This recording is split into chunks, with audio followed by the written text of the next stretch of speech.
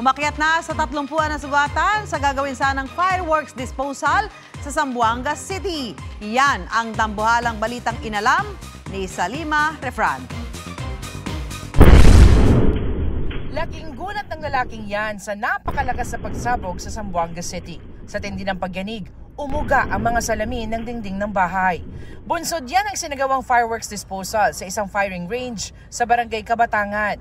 30 ang nasugatan, kabilang ang 19 na tauhan ng PNP, BFP, PCG at Philippine Marines.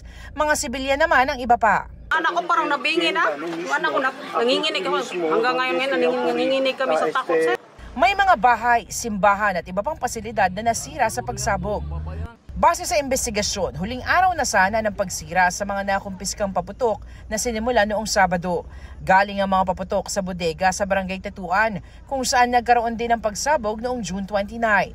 Pero sa operasyon kahapon, nagkaroon daw ng premature detonation sa mga paputok. Patuloy ang investigasyon sa nangyari. Para sa GMA Integrated News, ako si Salima Refran at yan ang dambuhalang balitang dapat alam mo.